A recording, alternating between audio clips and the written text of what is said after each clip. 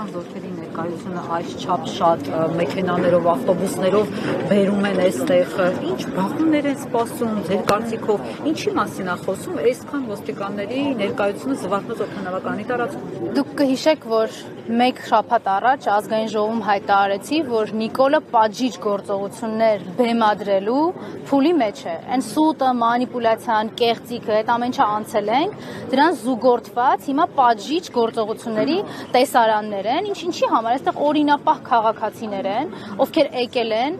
քաղբանտարկյալ այլևս քաղհալածյալ Դավիթ Համբարձումյանին իրենց աջակցությունը ցույց տալու, ասելու, որ շատ լավ գիտեն, որ այդ դատանի վճիռը Նիկոլի SMS-ով է, ասելու, որ շատ լավ գիտեն, որ 2018 թվականից փորձել են ամեն ինչ կարել Դավիթ Համբարձումյանի վրա, ապօրինի կալանավորել են, փորձել են ցուցմունքներ մարդկանցից կորզել, ինչ որ փաստաթղթեր սարքել, վստահ եմ ձայնագրություններ են փորձել սարքել, տեսանյութեր, իրանք սիրում են, չէ՞, տենց ապօրինությունների ողջ սպեկտրը օգտագործել։ Հիմա սա հաջորդ փուլն է։ Նույնիսկ մարդկանց տեղաշարժը այստեղ, այս փոքրիկ մի հատվածում սահմանափակված է։ Այսինքն մի քառակուսի մետր այս կողմ կանգնես թե այն կողմ, դա Նիկոլի համար մեծ նշանակություն ունի։ Ինչի, որտեղ Հայաստանի քաղաքացին պիտի զգա, որ ինքը ոչ ազատ է, ոչ իրավունքներ ունի եւ ոչ էլ սահմանադրաիրավական երաշխիքներ։ Եվ այս ոստիկանները ոչ թե Հայաստանի քաղաքացիներին պաշտպանելու, երկրում ներքին կայունությունն ապահովելու համար են, այլ Նիկոլի հրահանգները, քմահաճույքները կատարելու համար են։ Սա շատ պարզ ու շատ հստակ է։ Այսօր Դավիթ հստակ է նաև, որ Դավիթ Համբարձումյանին կալանավորելու են 6 տարի 3 ամիս ժամկետով,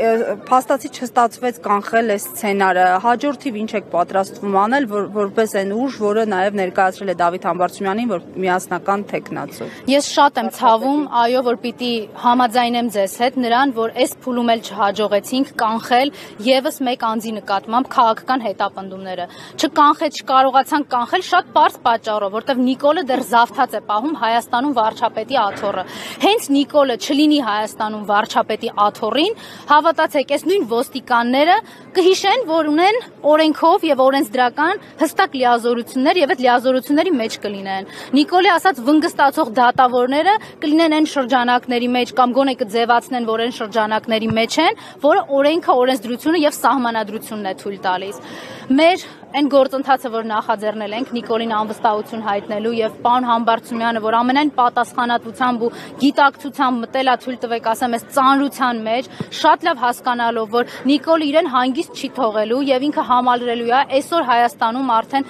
5 տասնյակից ավել են քաղաքական բանտարկյալներին, ում թվում են սրբազաններ, բարերարներ, մարդիկ, ովքեր ուղակի գնացել էին մի քանի շաբաթ առաջ Գյումրու հրապարակ, իրենց անհամաձայնությունը հայտնելու հերթական քաղաքական հալածանքին, հետապնդմանը եւ հրապարակային պատժիչ տեսարաններ բեմադրելու։ Այս ամեն ինչը ես չեմ ուզում մենք ինքնախապեյությամբ զբաղվենք, մեզ դրսից որևէ մեկը չի օգնելու։ Այն երկակի ստանդարտները, որ այսօր ամբողջ միջազգային հանրություն կամ միջազգային կազմակերպություններ կոչվածներին պատել է, որոնք իբր զբաղվում էին մարդու իրավունքներով եւ Հայաստանը պահում էին իբր մոնիտորինգային գոտում, ոչինչ չեն անելու, որտեվ իրենք այսօր ունեն կամակատար իշխանություն Հայաստանում, որը պատրաստ է զոհել Հայաստանի ոչ միայն պետական շահը, այլ նաև Հայաստանի քաղաքացիների յուրաքանչյուր քաղաքացու իրավունքներն ու ազատությունները անտեսել։ Հետևաբար ներողություն եմ խնդրում, հետևաբար մեր միակ խնդիրը կայանում է այս Նիկոլից ազատվելը։ Հենց ինքը մեր երկրի հասարակքաղաքական կյանքի հետ որևէ կապ չունենա,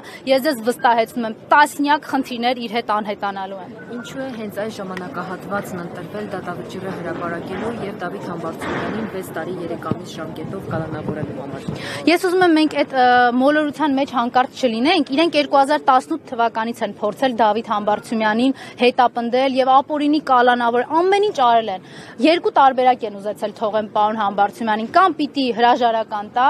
կամ պիտի դառնա ՔՊԱ-ական։ Ոնց որ ցավալիորեն պիտի ասեմ, շատ շատերը համայնքապետերից նախընտրել են գնալ այդ ճանապարհով, գլուխները կախեն, Նիկոլը գնում է, դիմավորում են, կզում են, չգիտեմ ինչ են անում։ Պարոն Համբարձումյանը այդ ճանապարհից եւ որևէ մեկը չի ընտրել։ ինքը արժանապատիվ պայքարն է ընտրել, այդ դրա համար էլ չի ներվել։ Ես վստահ եմ, որ մենք սրանով կանգ չենք առնելու։ Մենք շաբաթներ առաջ զրուցում էինք Գյումրիի մասին, դրանից առաջ խոսում էինք համայնքապետ Վալոդյա Գրիգորյանի սպանության մասին, տարիներ առաջ խոսում էինք Արմեն Գրիգորյանի մասին, ով սպանվեց դատարանում միայն նրա համար, որ Նիկոլի հրահանգները չէր կատարում, միայն նրա համար, որ համարձակվել էր դուրս գալ եւ պայքարել Նիկոլի դեմ։ Հայաստանում արդարադատությունը մեռել է ու սպանվել է Նիկոլի ձեռքով։ Այն պահին, երբ որ ինքը հրապարակում հայտարարեց, այդ որ մի դատավորն է, որ իմ ասածը պետք է չանի, այն պահին, երբ որ կառավարության շենք էր կանչում դատարանների նախագահներին եւ դատավորներին, հարց ուղղելով, թե ինչի ենք 100 կալանք տալիս ամիսը, իսկ դուք 99 եք բավարարում։ Անկամ այդ մեկի համար իրենցից կներեք այս բառի համար, բայց աչոտ պահանջելով։ Հայաստանում արդարադատություն գոյություն չունի այն պահից, երբ որ բոլորս ենք լսել, կալանքը ուզեք չուզեք պետք է տաք, քննարկումներ քրեական գործերի հետ կապված ու որևէ հետևանք չի ունեցել, որտեղ այդ ամեն ինչը այն ամենավերևից հիերարխիկ իջնում է։ Տիկին Մկրտչյան, ասացիք Նիկոլ Փաշինյանից միայն ազատվելով կարող ենք եւ այլն, բայց ոնց պիտի ազատվեք, եթե այսօր բոլոր այն մարդիկ, որոնք քիչ թե շատ լսարան ունեն, որոնք քիչ թե շատ հետևորդներ ունեն, իրենց կամ փչացնում են, կամ բանտարկում են, կամ իրենց լոգարաններում, իրենց լողախցիկների մեջ տեսա նյութեր բաներ են, կամերաներ են դնում եւ իրենց ինտիմ կյանքը դարձնում են հանրային սեփականություն։ Այսինքն կարմիր գծեր ընդհանրապես չկան։ Այս բոյբես պրավիլի մեջ ոնց պետք է Նիկոլ Փաշինյանի դեմ պայքարել։ Նիկոլի անբարոյականությունը տեսապետք չէր, ասենք 7 տարի ապրել Նիկոլի իշխանազավթած պետությունում, որ հասկանար։ Օրինակ 2018 թվականի ապրիլին, երբ Ռոբերտ Աբաջյանի կեղծ պապիկին էին մեզ հրամցնում, մենք արդեն պիտի հասկանայինք, երբ Հայաստանի քաղաքացիներին խաբում ասում էին, որ մեր երկրի միակ խնդրեմը արագաչափերն ու կարմիր գծերն է, հեսա գալիս եմ արագ հանեմ, ուրիշ ոչ մի խնդրեմ չկա, մենք կարծում եմ պիտի հասկանայինք։ Ես պիտի ձեզ հետ համաձայնեմ, որ այո, օր-օրի այդ անբարոյականության շեմը ինքը ավելի է իջացնելու, ավելի է հատելու, որովհետև ինքը շատ լավ գիտի, Հայաստանում մնում է ոչ թե ժողովրդի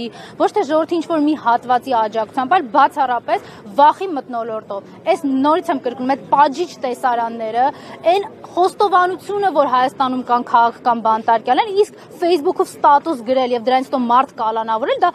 բառացի խոստովանություն է, որ այո անում եմ, լավ եմ արել եւ էլի եմ անելու, չէ, իրենց սիրած արտահայտության են հորս արևի տրամաբանության մեջ արել են ու էլի անելու են, լավ են անելու։ Քանի դեռ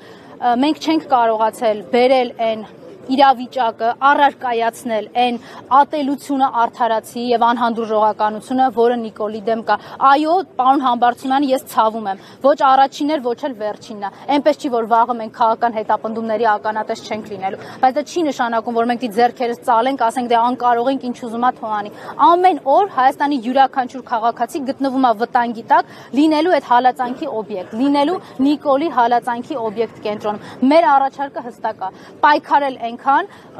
եւ այն եղանակով, որը բացառում է Նիկոլի կամ արտահայտությունը։ Նիկոլը ընտրություն չի կարող կազմակերպի, Նիկոլը արդարադատություն չի կարող վերահսկել, իրականացնել, Նիկոլը չի կարող երկրում իշխանությունների բաժանման եւ տարանջատման սկզբունքը պահպանել։ Նիկոլը պետք է գնա անվստահության գործընթացով, որտեղ ինքը ունի 0 կամ արտահայտության հնարավորություն եւ պարոն Համբարձումյանը շարունակելու է մնալ մեր վարչապետի թեկնածու։